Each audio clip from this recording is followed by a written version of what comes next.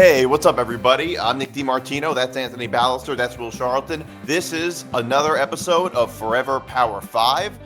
You can follow us across social. You can follow us on Twitter and Instagram at FP5ETB. You can follow us on Facebook, Forever Power 5, and you can follow us on TikTok at Forever Power 5, no caps or spaces. You can follow me on Twitter at Nick DiMart, Anthony at Balester555. You can follow Zan at ZanBando99, and you can follow Will at Will Charlton H13. I got that right. Yeah. Okay. Or at Will Charlton TV on Instagram. Got it. All right. So I got all that in. YouTube, you can follow all Empty the Bench shows on youtube.com/ETB network. You can listen to all Empty the Bench shows on etbpodcast.com. And you can listen to this show, Forever Power 5, wherever you get your podcasts. And we are presented by Playback. Watching sports is more fun with others, but we spend too much time watching alone. Playback is a virtual space where communities can stream live sports together with everyone perfectly synced up. Creators can hop on stage of their own play-by-play analysis and commentary and invite viewers up for Q&A. Playback makes watching sports fully interactive and a social experience. From playing fantasy sports, having your favorite players and teams, and watching with the commentators and communities you care about. Win or lose, sports are best enjoyed together. Join our community by going to playback.tv/ETB network to find out more, including our live stream schedule. All right, so we have a lot to get to, and it's all college football playoff games. That's best time of the year. It really is the best. Well, maybe March Madness is, but I think this time of the year is better. I certainly think it's better than March Madness, even though that's not really a popular opinion. So, I mean, this is basically history where we're witnessing. It's the first 12-team playoff, something that 10 years ago would have been completely unfathomable. Yeah. Nobody would have ever thought we like a 12-team playoff. I mean, in fact, 4 or 5 years ago, it would have felt unfathomable. Yeah. But yeah, that's pretty drastic changes in college football in only about one decade. I know. I got to say, like the 11 or 12-year-old me watching Auburn and Florida State play for the BCS National Championship in 2013 wouldn't have even thought of this when however many years ago that was now. So, you know, it's just this age of college football is just unbelievably exciting. And this weekend is going to be one to keep your eyes on Friday and Saturday. Yeah. I also never thought I'd live in a world where bowl games have a home team. I never thought I'd see that either. Right? Yeah. I never thought I'd see that either. So Indiana, first game, Indiana at Notre Dame. Notre Dame is giving 7. Some sports book, depending on where you bet, Notre Dame might be giving 7.5. I know that's what they have on DraftKings, which is what I use.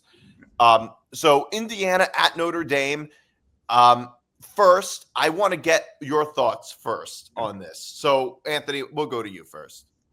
Yeah, it's definitely going to be a very interesting game, and we were finally going to see some college football playoffs be played at home field. So we're going to start to see the home field advantage. So I think that's going to be big in this matchup. I think, honestly, I know Indiana's got a high-power offense, but I think we might see a low-scoring game. I think Notre Dame's got a great defense, particularly in the defensive backs, and I think they'll be able to limit Indiana's receivers. And on the flip side, I think Indiana's pass rush, led by Mikel Kamara, will be able to keep Riley Leonard in the pocket, limit him, and limit his rushing. But what I think is going to be the difference is Jeremiah Love, the running back for Notre Dame. I don't think Indiana is going to be able to have the defensive front to be able to stop him. And he's been one of the best, if not the best player on this team. And I think it's going to be a very low-scoring game. So I'm going to go Notre Dame no cover, and I think the difference is going to be the running back, Jeremiah Love, for Notre Dame. Yeah, I think that makes a lot of sense. This is one of those games that is like strength versus strength. In Indiana with a very good, with at least a statistically very good rush defense, and Notre Dame with one of the best run games in the country. Will, what are your thoughts on this? Yeah. First off, I got to say, like I mentioned, this is a really exciting weekend of college football, but we got a all Indiana matchup here. And if you would have told me at the start of this season that Notre Dame would be hosting Indiana in a college football playoff game, I'd be like, first of all, sure about Notre Dame. Indiana, are you kidding me? But Curt Cignetti, man, I mean, that you got to give him all the credit in the world for coming in and changing what was an abysmal football program the last 5-6 years now. I guess I got to go back to when Michael Penix was, well, 4 years now, I guess. But it's just incredibly impressive what Indiana has done this season. Obviously, they had tough loss in Columbus, but they won all other 11 games that were scheduled, and these two teams have one common opponent. It's Purdue. Both offenses hung 66 on Purdue this season. I mean, I don't think that's the best metric. It's not. I just think it's kind of. You might as well play a school for the blind and the deaf. No, I just think it's funny that both offenses hung 66 on Purdue. It's the exact same number that high, with that many scores on Purdue.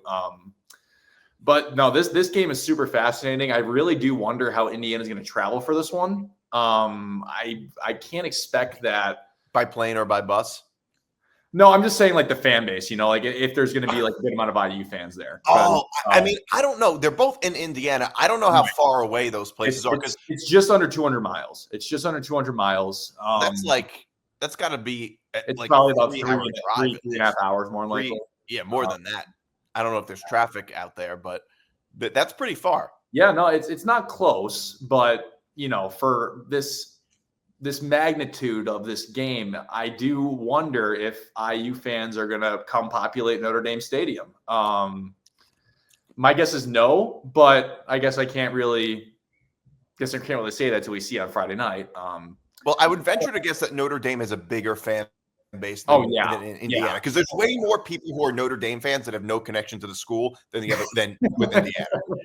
In fact, most Notre Dame fans I know have no connection to the school. I don't know anybody who's like a bandwagon Indiana fan. Yeah. I mean, the only IU fans I know are the people who went there. I know a few of them, being a Big Ten guy myself. But I think that Anthony kind of nailed this one on the head. I think Jeremiah Love's going to have a great game. I mean, Notre Dame, if you take away the Northern Illinois loss, this is arguably a team who's been playing the best football of anyone in the country over the last, I guess, since that game. And I do unfortunately think that Notre Dame is going to kind of control this one.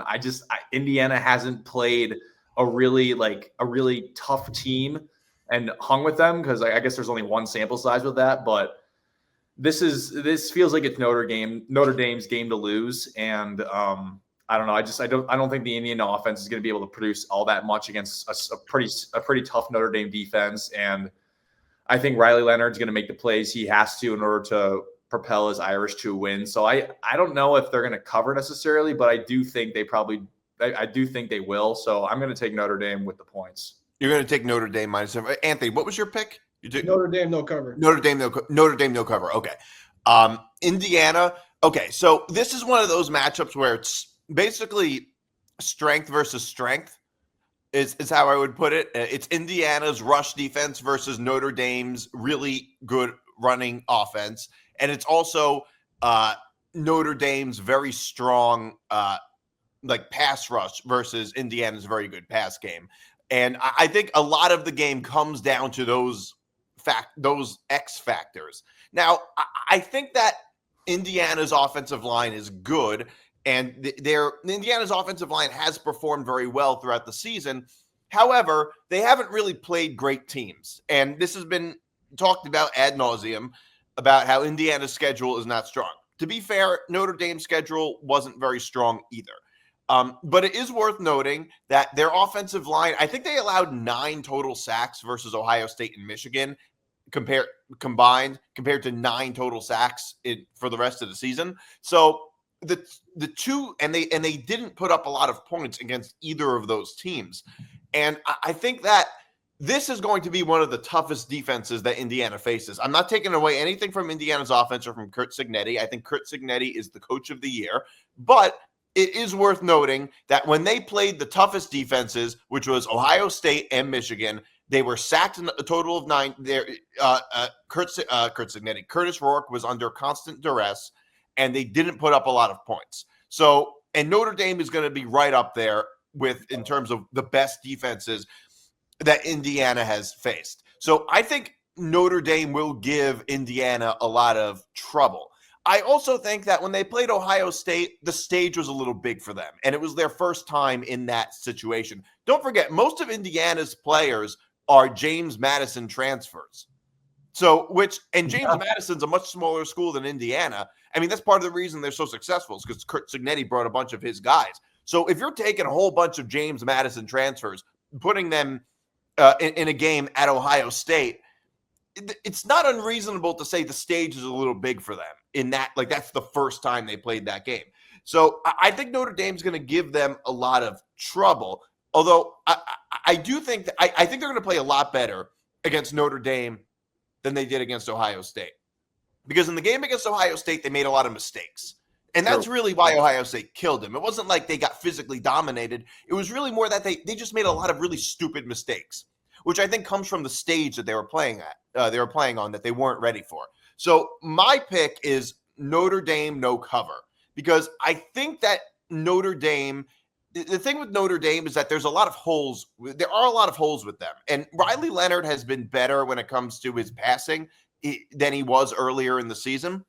Riley Leonard, but I will say Riley Leonard is not, Notre Dame does not have the most dynamic pass game in college football. It could be a lot better.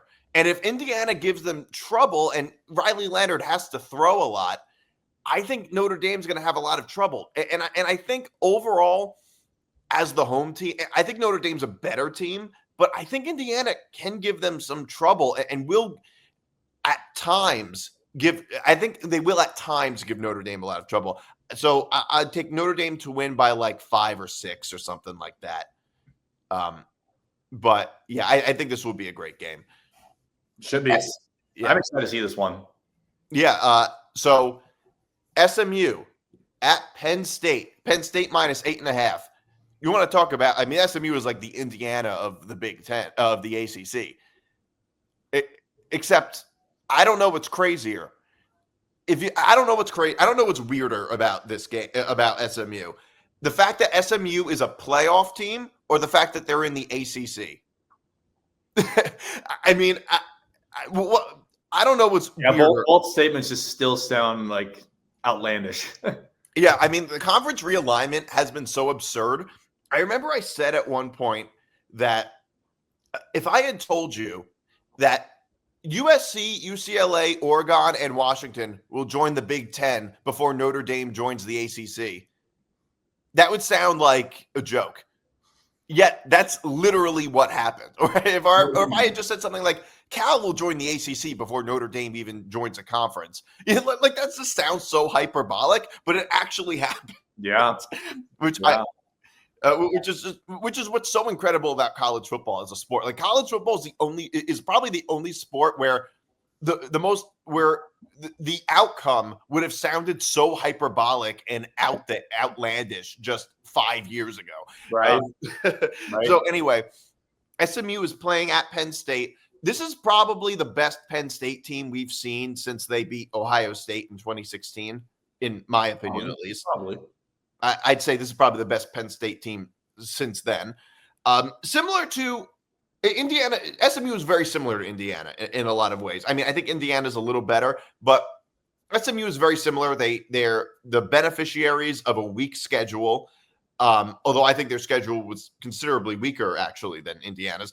They're both they're beneficiaries of a weak schedule. One thing that's different about this game than the Notre Dame-Indiana game is this is a Southern school going to a Northern school in December, which I think will affect SMU a lot more. It's not like Indiana's a Northern school going to another Northern school, so weather is not going to be a big factor. But in this case, I think I don't know what the weather is supposed to be like in State College, Pennsylvania on Saturday, but I can't imagine it's going to be very warm.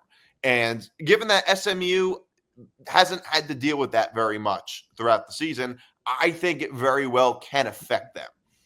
100%. So first, I want to get to you, Anthony, what your thoughts are on this. Yeah, I think this is a tale of two good pass rushes. SMU with Roberts and Smith, they could really get to the quarterback. And obviously, we know on Penn State, you got Abdul Carter, and he's one of the best pass rushers in all of college football. And we see with Kevin Jennings, when he plays against a good pass rush, he can struggle. I know he is mobile, but if he gets hit a lot, he can start to struggle as a quarterback.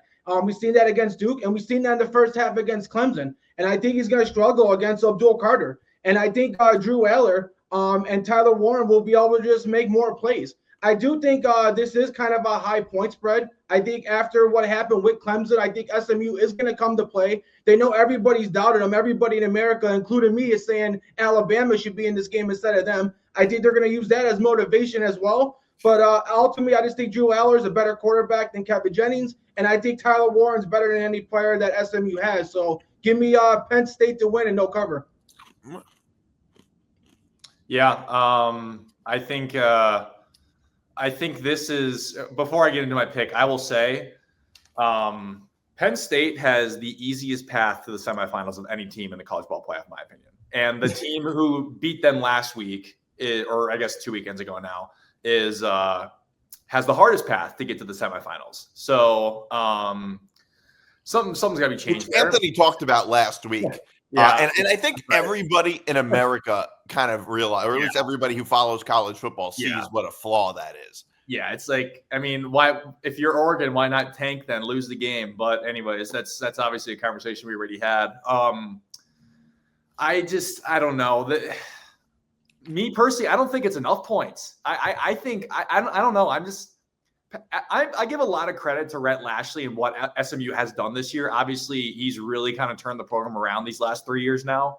And obviously winning the American last year against what was then a really tough it was Tulane they beat last year too, wasn't it? I want to say. I'm pretty sure it was. Yeah, it was, right? Yeah. So doing that, obviously flipping SMU around now, taking them to the ACC championship game in their first ever year in the conference as a team who was just in a Group of 5 conference. So hats off to Rhett Lashley for what he's done with SMU. It's a very good football team. It's a very good football team.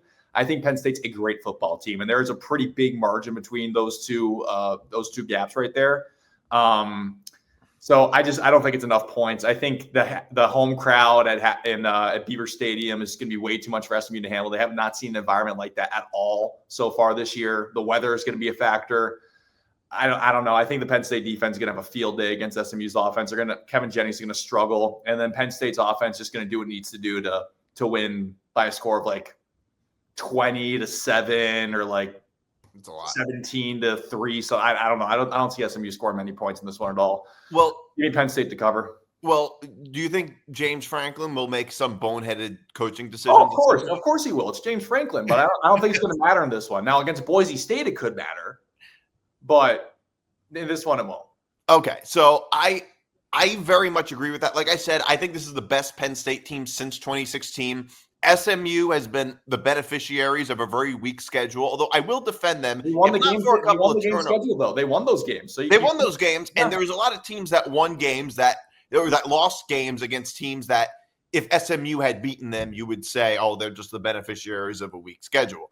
So they at least won those games. I think that look, they turned the ball over, I think it was 6 times against Duke in a game that they were very fortunate to win. Mm-hmm. I think that if they play that way against Penn State, they have no shot at even covering the spread. That's how I see this going, honestly. Let alone winning. Yeah. And it is, yeah. And this is, I mean, look, I give SMU credit. They were a good team. However, against the 2 best teams that they've played, I mean, even by ACC standards, they played a weak schedule. And against the 2 best teams that they've played, BYU, or the only two quality opponents, BYU and Clemson, they lost both of those games. So they haven't really won, and neither of those teams are even close to as good as Penn State, especially defensively. So I think Penn State's defense will give SMU a lot of fits.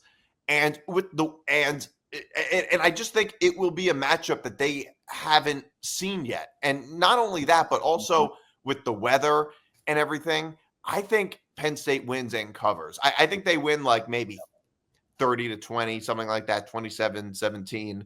But I do think Penn State covers. And I think the stage might just be too big for SMU. Mm-hmm. And you know, the ACC this year has been very weak. Clemson at Texas. The line went up from 11.5 to 12. Clemson at Texas. Wow. I know it's a really big spread. I mean, this is another weird thing. I mean, for such a long time, Clemson was so good while Clemson was a powerhouse while Texas was just so down in the dumps. I mean, I think that there will be, because I think the strangest thing about college football culturally is this sort of like conference collectivism, like the SEC chants. Like Florida fans for so many years have wanted to like ride on the Alabama, Georgia wave just because they're all SEC teams. I mean, I'm a Jet fan. I've never been like AFC East. Hey, I could say NFC North this year. Yeah, because the NFC North this year is like the SEC of the NFL. Right. So anyway, I just find that silly. And I do think when it comes to conference collectivism, the ACC will be really, between SMU and Clemson, will be really down, especially Clemson, because they're a traditional ACC team. If Clemson loses, if Clemson and assuming SMU and Clemson both lose, I think that. So I do want to go to Anthony first on this game, and then I'll give my thoughts later. Yeah, I love Texas in this one a lot. I think Texas honestly should have beat Georgia. I mean, in that first half, they had so many opportunities where they had many good drives and just weren't able to capitalize and get into the end zone. But we've seen how good this team could be when they're firing on all cylinders, particularly in the offense and defensive line. They got one of the best offensive lines in college football, and they got one of the best defensive lines and probably best defenses in all of college football. Clemson seems to struggle when they play against teams like this. And I think Texas is going to be motivated. I feel like Clemson has a lot of good players. They're just really young. They got a lot of freshmen and sophomore players on defense. They got a lot of young receivers. I think Clay Klubnik's 1 year away from becoming a great college quarterback. So I wouldn't be surprised to see Clemson as a really top team next year. But I think right now they're a year away. And I think this is the year for Texas. So give me Texas to win and cover. All right. Yeah. I don't know if I'm sure you guys probably saw this, but Kate Klubnik and Quinn Ewers, I think a couple of Texas guys, obviously. I don't know. Kate Klubnik is from Texas, obviously. And there was like a time where I don't know if it was Quinn Ewers or not, but I think it was they played each other in like a high school state championship. Yeah. I can't remember. Yeah. So I saw like the highlights of that the other day. I was like, oh, that's pretty cool. And then the video of Cade when it showed that Clemson was playing Texas, his reaction was pretty cool. That's got to be like what very few parts of the country where like high school football is like a huge deal. Right. Yeah. I mean, obviously it's like a religion down the South. High school football is. Yeah, I've never listened to sports talk radio. Now, in fact, I've never even been to Texas, but I've never listened to sports talk radio in Texas. I wonder if like high school football is like a topic of conversation. I know. I'm kind of curious myself because I haven't been down there either. But yeah. So this game is. I think this is huge that this is not a neutral site game, because if it was a neutral site game, I think Clemson would be able to hang with Texas, and I think that it's just because what Texas team are we going to get in this game? We've seen Texas when they're firing on all cylinders, like Anthony said, that they look like they're arguably one of the best teams in the country. But then there's been times like obviously in the first time they played Georgia, they just got dominated. And then like even against Vanderbilt on the road, they didn't play great, but squeaked out with a win. Like what Texas team will we see in this one? Will we see a team who is mad that it's lost the SEC in a game they arguably should have won and could have won? Or are they going to like kind of roll in this one and be like, oh, we're the 5 seed playing 12 seed, 3-loss Clemson. Oh, like what Texas are we going to get? But I think that there will be a big motivation factor for Texas playing this game at home. In fact, I think Clemson might keep it close for a little bit, but I think the second half is when Texas gets up by a score, another score, and then it kind of keeps piling on eventually. So even though it's a 12-point spread, I do think Texas is definitely the better team in this one. And I think that they end up probably either just barely covering that spread or like winning by like 10. So I'll say Texas covers just to roll with that for now. But I got to pick a road underdog at some point here. No, but I think Texas covers this. Okay. By the way, you don't have to. It's totally unreasonable. It's totally reasonable to not take a road underdog. I get it. No, for sure. So it is the next pick might be different. But. Yeah. Well, what I'll say is I think that Clemson's record against good teams has not been great. Not just ranked teams, but like fairly good teams. I mean, they got killed by Georgia. If you look at the decent teams that they've played, I'd say they got killed by Georgia. They lost to Louisville. They really weird game. Yeah, really weird game. They lost to Louisville. Louisville's not even ranked. No. They beat Pitt, but they were lucky to. They needed I mean they struggled a lot against Pitt. They lost to South Carolina, and they did beat SMU, although that game was also very close. So I would say that against like quality opponents, Clemson has not been great. And Texas will be the best team that Clemson has played since Georgia. Right. For sure. This will be the tough. And against Georgia, they got killed. I'm not saying I think Clemson would lose like that now if they played Georgia. No, but I mean, but Georgia did kill them 34-3. Georgia's also not as good as they were then, which is so weird to say. That's also true. Georgia has probably regressed. I know. It's so wild to say that, but it's true. But yes, the point is that this is going to be the second, not even arguably, at least the second best team that they've played. Mm-hmm. And they haven't been great when they've been tested, Clemson. Now, the flip side is Texas. I think that a lot of this game depends on Texas's offense and Quinn Ewers. And Quinn Ewers might not be totally healthy. It seems like he's not totally healthy. And the problem with Texas is, we can, like you were talking about, which Texas team are we going to get? Or is it going to be the team that's mad? And I'm just like, you know what? When did we get that Texas team? Because it turns out when they've been tested, they haven't looked great. I mean, sure, it is true that they beat Texas A&M. It is true that, but they also lost to Georgia twice. Mm-hmm. And in the second half, it was Georgia's backup quarterback. I mean, so when are we getting this Texas team that you're like, that you're thinking, oh, which Texas team are we going to get? We haven't gotten that Texas team. So I have a lot of questions about Texas, specifically on offense, I would say, and about Quinn Ewers. And the one saving grace is that they have a really good backup quarterback, Arch Manning. And there is a good chance, I think, that it is possible that Arch Manning plays in this game at some point for at least a couple of snaps. But I think a lot of it really depends on Texas' offense. It depends on Quinn Ewers.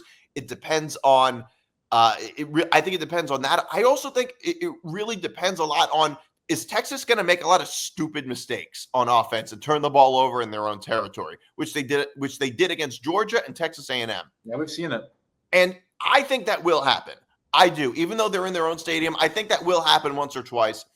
So I also think this game will be low scoring.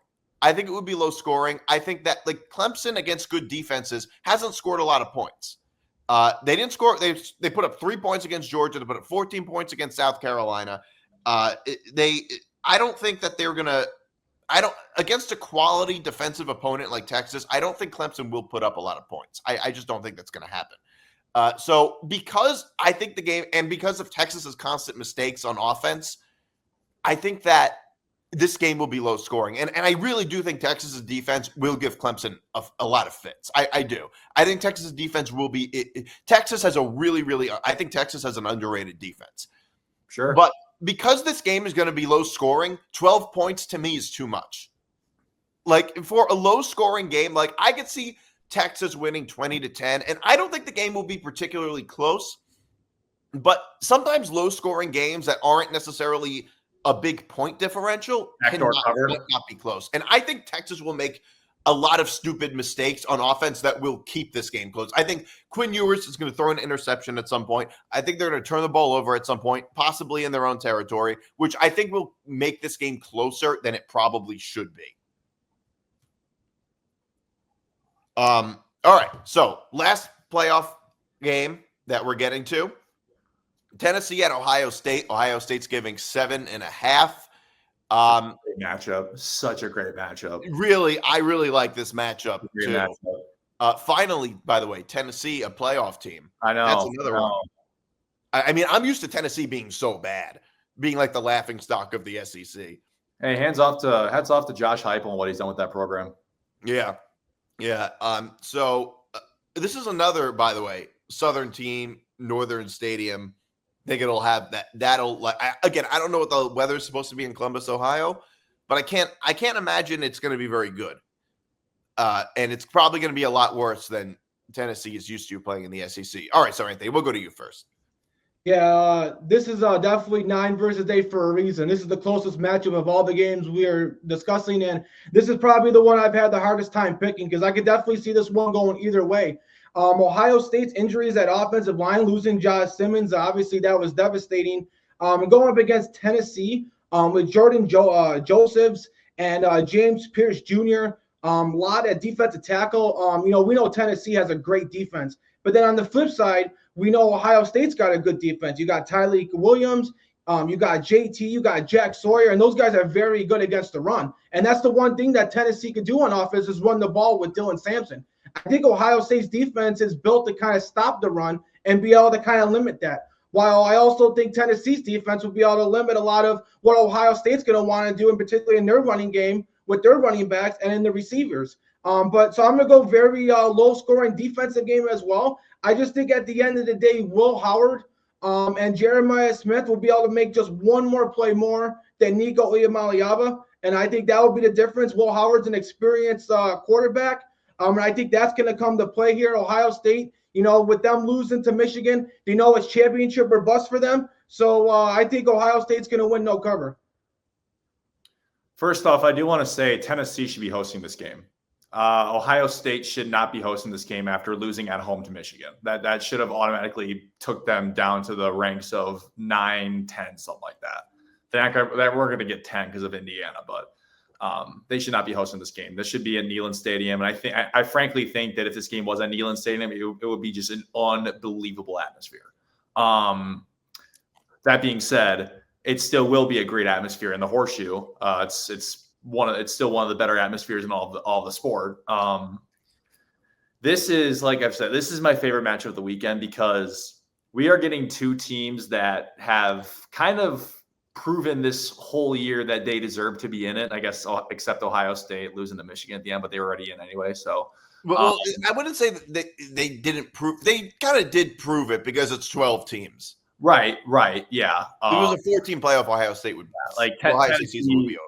Tennessee's wins over Alabama, for instance. I mean, they've won the games that they should have. Obviously, the loss at Arkansas, it's like it happens.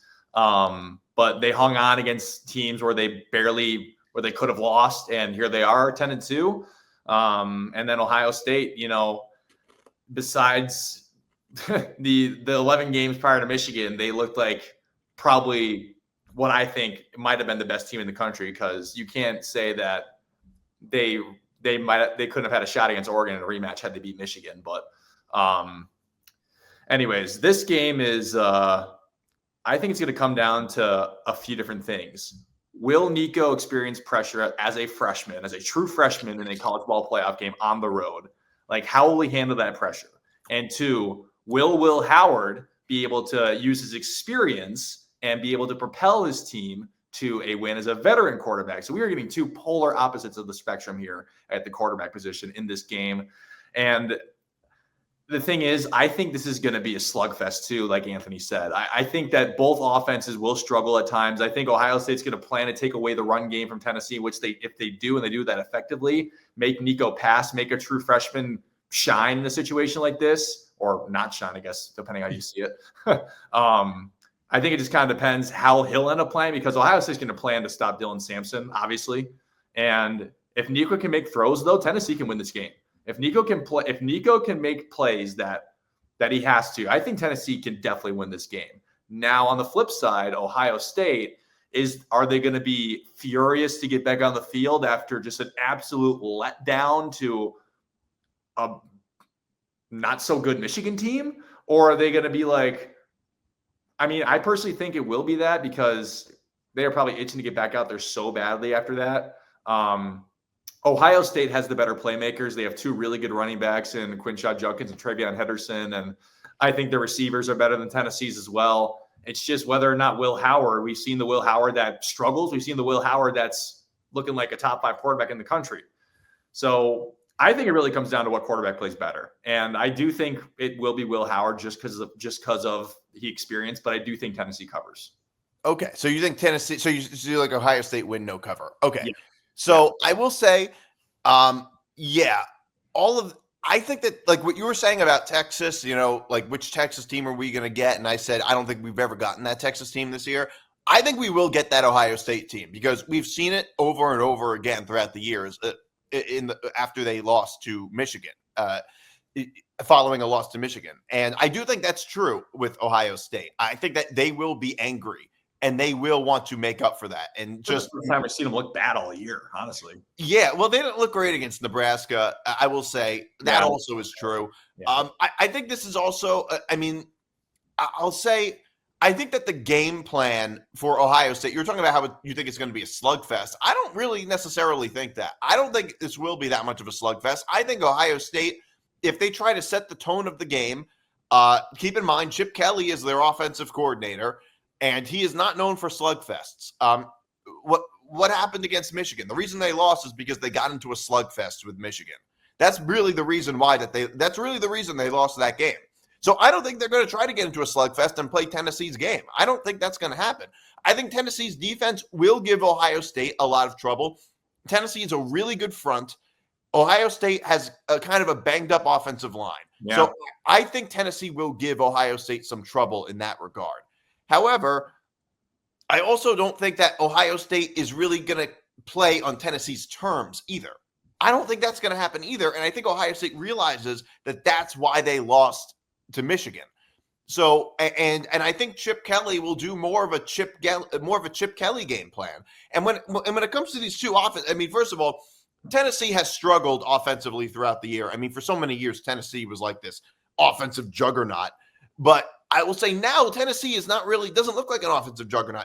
Nico Iamaleava is a talented player, but he's young and very raw and inexperienced, and he's struggled a lot. He struggled against Florida. This is not Ohio State. Ohio State arguably has a better defense than even Georgia does, arguably. At the very least, it's the second best defense Tennessee has played. They struggled against even Alabama, and Alabama's defense is not very good. They just turned it on late in the third quarter. So there is no reason for me to believe from following Tennessee throughout the season. I have no reason to believe that Nico Iamaleava is just going to turn it on and become this dynamic playmaker on the road at Ohio State in cold weather. All of those factors just don't make that doesn't sound believable to me. And I think that the game plan for Ohio State on defense is going to be to stop Dylan Sampson. And I think I'm not saying Dylan Sampson can't have a very big game, but I think that that's going to be their main way to stop it. Similar to how Ohio State against Notre Dame, Indiana against Notre Dame is going to try and stop their run game and force Riley Leonard to throw. I think they're going to do that with Nico. And the outcome, if Nico is forced to throw, not because they want to throw, but because he has to, that to me is a very predictable outcome. And that's not going to end well for Tennessee. And Tennessee just doesn't have the playmakers that Ohio State has on offense. They don't have the playmakers. And when you take everything about this game and what it's going to look like just based on, just throughout the whole season with Tennessee, they've struggled against mediocre teams. They have they're very good offensively statistically, but that's because they kind of padded it against weak opponents in the non-conference. But you just take all of these factors into account. You take into account Will Howard at quarterback versus Nico. Will Howard has a lot more experience than Nico does. They're playing at home. Tennessee is not used to playing in cold weather. Ryan Day and Chip Kelly versus Josh Heupel, coaching. All of those factors make me say, yeah, I think Ohio State's going to win and cover. I think that they're going to cover the 7.5. They should win by 10 points or more. I think that Ohio State will put up a whole lot of points. I think it will. I think Tennessee will get, like I said, I think Tennessee's defense will give them some trouble, but I just don't think these two offenses are even comparable at this point. I really just don't. So another game, Tulane versus Florida. Florida is giving 13.5. Ooh. Huh. Seems big. Florida's been playing great recently, though, so I don't know. Florida's a funny team. They are a funny team. They are a funny team because because earlier in the year they got killed by Miami. But I think that the biggest, and they've lost, and they do have some bad losses, but I will say it really depends on who played quarterback because they're not that bad of a team with DJ Lagway. And Florida's this one team where it's like, I don't think they're usually as bad as their reputation suggests. It's just that they're not a great team, but they play in the SEC and they always play a difficult schedule. Whereas if they played in like previously was like, say, the Big Ten West or something like that, or maybe if they played in on the weaker side of the ACC or something like that, they would have been pretty good. They would have been fairly decent. But because they play in the SEC and they play a tough schedule, their reputation is often a little worse than you might think. In this game, here's the thing. Usually when a spread looks too big, if you think that a spread looks too big, it's probably not. It's usually that for a reason. And it's what they call a trap.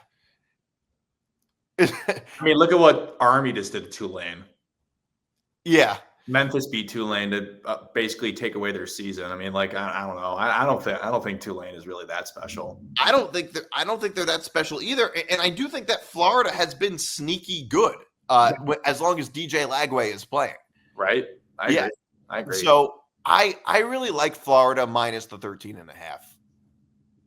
Yeah, I'm all over Florida on this one. I think I talked about Clemson being young. Well, Florida's even younger than Clemson. I mean, this team is just littered with freshmen, and we've seen the growth of this team, and that's why they're probably one of the better teams at the end of the college football season. And this is why the head coach is coming back next season, because a lot of these young players are buying into the system, and I'm gonna be very excited to see what Florida can do next year. I know they had a very tough schedule with their young roster, so that's another reason why their record was bad.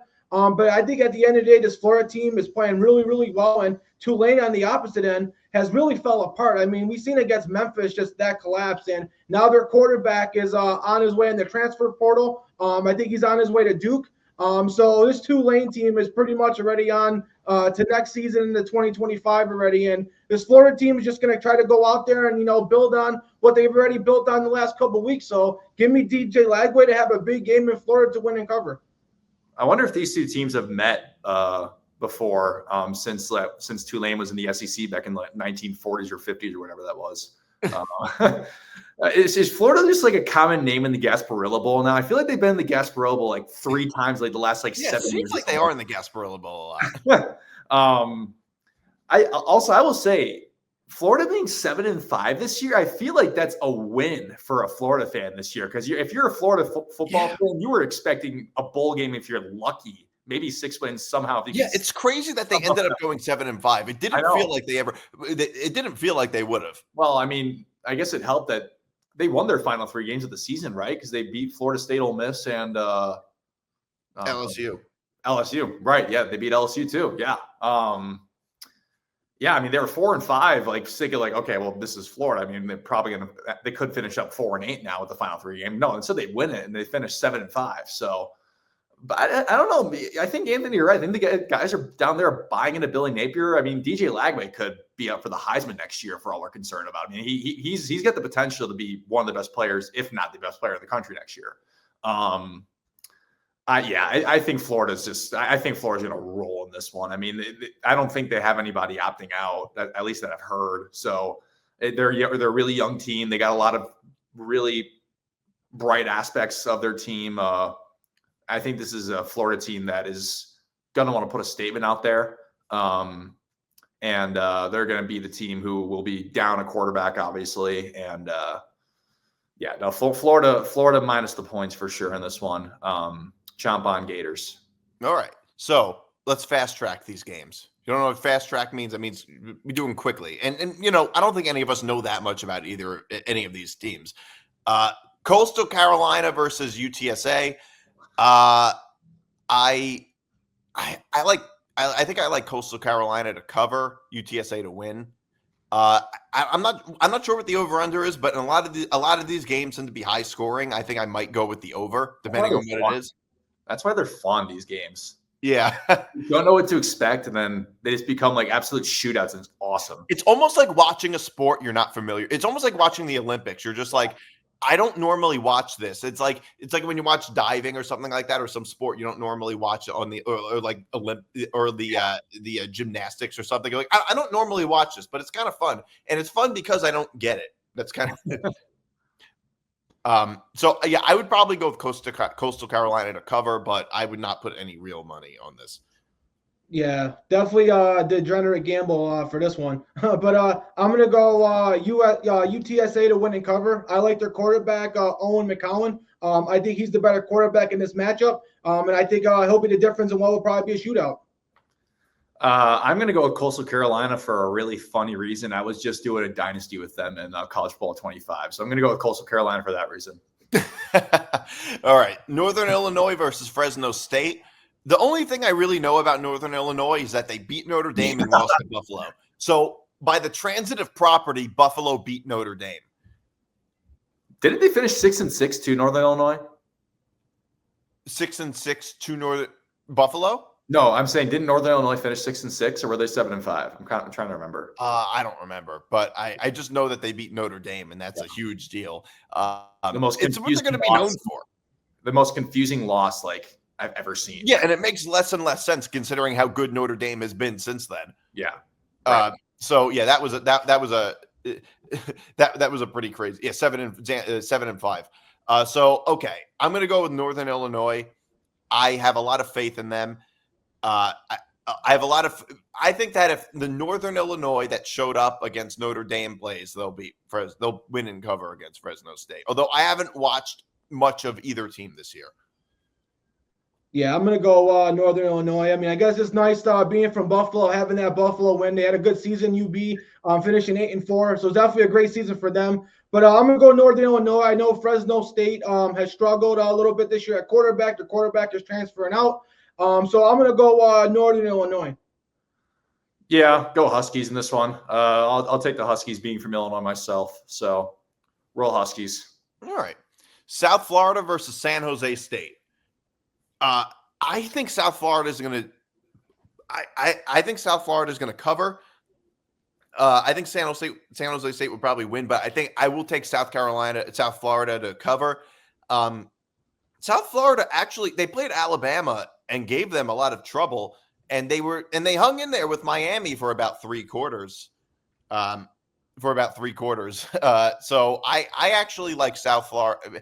I think South Florida will cover the spread.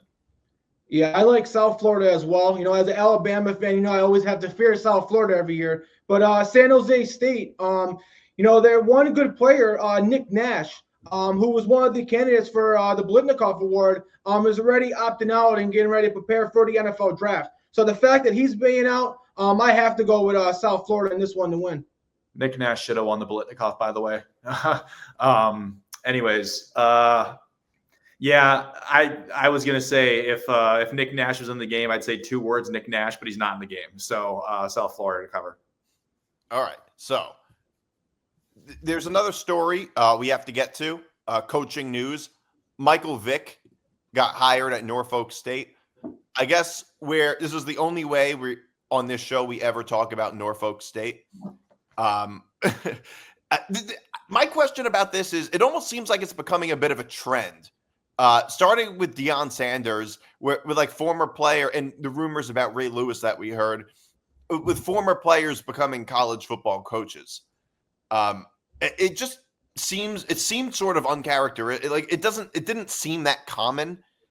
Very few former NFL players, stars especially like Michael Vick, would want to become college football coaches because of what a grind it is. I think that there will be I think this will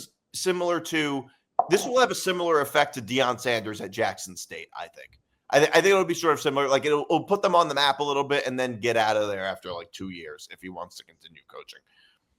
I just think the thing is, a lot of people are going to try to think, oh, any former player can be Deion. But at the end of the day, not a lot of people can be what Deion is. I mean, Deion is very authentic. He's a very smart guy who works very, really hard. So a lot of, college programs out there who think that they're going to get the next Deion could definitely be mistaken. And it's going to be interesting to see of how these other former players do. And now that Deion has had so much success, a lot of these lower tier schools are going to try to see if they can get some success as well. And I guess at the end of the day, it's a win-win. If Michael Vick does really good at this team, then he could get promoted and go off to a bigger school. If he doesn't, hey, Norfolk State got to be talked about. Their games are going to be national televised now, so it's going to generate a lot of money for the university. So it's kind of a win-win, I think.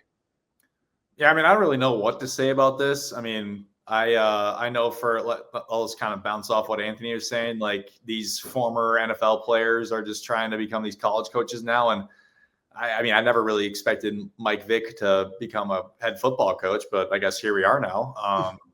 Yeah, I'm sure it's probably good for Norfolk State. I'm not familiar with their football program whatsoever. I don't know if I can't even tell you what SWAC maybe. I couldn't even tell you what conference they're in. But I know I've seen them in the basketball tournament a couple of times. That's really the only way I know about Norfolk State. But I didn't even know they had a football team, to be honest. So yeah, good for their school. Obviously they're going to get some representation now on a national stage. So I guess we'll see what happens. But another former NFL player trying to, I guess, reshape the program to get some show, I suppose. Yeah. Some more coaching news. Dan Mullen hired at UNLV. Another real big down. 7 years ago, he was the coach at Mississippi State. Just 4 years ago, he was the head coach at Florida. And now he's all the way back down. He's all the way. I guess this seems to happen in college football a lot. It seems like he's so overqualified for a role like this. Like, this almost seems like beneath him, in a sense, to be the head coach at UNLV. I think that Dan Mullen is too good of a coach to coach at UNLV, but I don't know. I guess this type of thing is common. Gus Malzahn is the offensive coordinator at Florida State now. Gus Malzahn is just, I feel like, too qualified to just be a coordinator. Just to be an offensive coordinator. But I guess this seems like a common thing, I guess. Yeah, I like it. UNLV has been a pretty decent program. I know Dan Mullen is probably above UNLV, but it's not really a bad place. You get to coach in Las Vegas. That's not a bad place to live. So, I don't think he's too upset about it. And I think he'll have great success. It's a lot easier than having to compete in the SEC. So, obviously, we know that UNLV is kind of like a up-and-coming program in the Mountain West. So, obviously, with Genty leaving for the NFL this year, hey, maybe they could win the Mountain West next year against Boise State again, more than likely. Maybe they can beat them in I guess, what would it be, the third straight year they play in the conference championship game potentially next year? Yeah. Hey, you never know. I think this is kind of a move just for Dan Mullen to get back into coaching. Here's the thing: why hasn't he been in it since he was fired from Florida? There's got to be a reason why he hasn't been in coaching. He probably couldn't get he probably didn't get an offer he liked. Yeah, he was also broadcasting. That's true. And look, college football coaching is a grind. That's true. Doing like the pregame and postgame shows on ESPN is not such a grind. I gotta give a shout out to College Football Final on with Matt Berry and Joey Galloway. That show is always much watched TV every Saturday night after the game's concluded.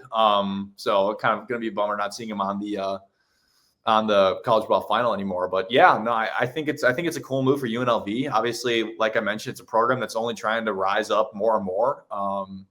Just kind of depends if they keep a lot of players that they currently have. If they keep like Haj Malik Williams, for instance, if he stays, I'm sure he probably will. But like if they can kind of develop guys like that with a really good coach who has coached two big name programs in the SEC. So we'll see how UNLV does, and if Dan Mullen can get that program rolling even more, he might end up back at a Power 5 school or Power 4 school very soon. Yeah, Drew Allar and Garrett Nussmeier quickly are returning in 2025. Drew Allar is 20 years old. He's still very young. Garrett Nussmeier, I think, is a little older. It feels like he's been there for a long time. I could be wrong about that. But I think, with Bo Prabula transferring out, I think it's a very good thing for Penn State that Drew Allar is coming back.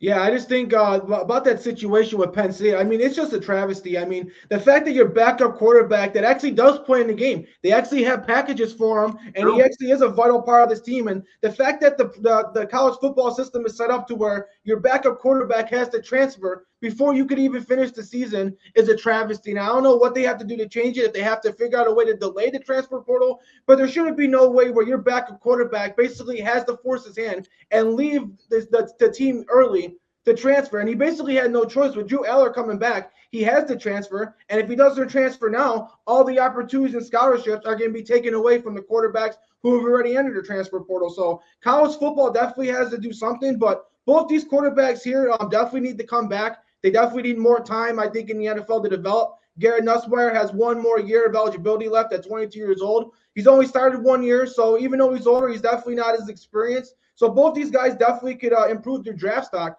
And one more thing I want to say about the transfer portal is John Mater from Washington State is in their transfer portal. He's going to be the number one guy in the transfer portal after having the most total touchdowns by any quarterback with 44. I know a lot of people don't watch Washington State, but he's definitely one of the top quarterbacks, and his coordinator's going to Oklahoma. So there's a possibility he could be playing in the SEC, and he's going to be one of the top quarterbacks in the country next year. Just watch out. I'll just talk on both these guys real fast. Drew Allar, not surprised he's staying. I mean, Penn State's kind of bought into him since the start of last year as a true freshman. So I think James Franklin's made it pretty clear that it's his program. Garrett Nussmeier, would he have stayed if Bryce Underwood stayed at LSU? You never know. You never know. So obviously that means Brian Kelly's going to roll with Garrett Nussmeier again next year, which I guess it's not surprising.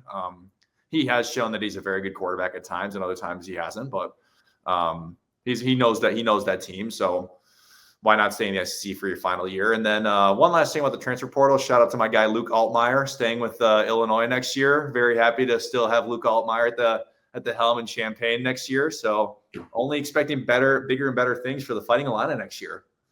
Yeah. All right. So this is the end of the show. So we finally end with unnecessary wagers. So here's my parlay. Penn State money line, Texas money line, Quintrevion Wisner as an anytime touchdown scorer. Dylan Sampson, 80 or more rushing yards. Quinshon Judkins and Travion Henderson, 50 or more rushing yards. And Quinshon Judkins, Travion Henderson, and Dylan Sampson as an anytime touchdown scorer. And Jeremiah Smith for 60 or more receiving yards. All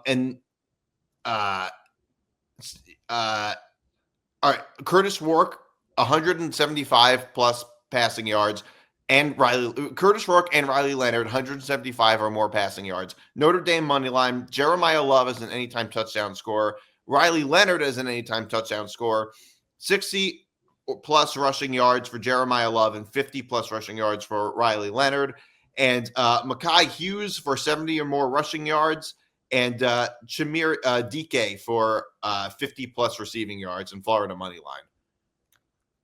Is that 15 legs? 20 legs. It's $1 to pay out over 1,100. I swear, like these always get more and more funny every time. They get more and more unnecessary every show. As they should. You should match up how many legs you put on for the episode. Well, for now, it's all of them are like $1 to win over 1,000. Yeah. Like the unnecessary wagers have gotten more and more unnecessary. As they should. Yeah. So that's our show this week. Thanks for tuning in, everybody. We'll be back next week. This is Forever Power 5.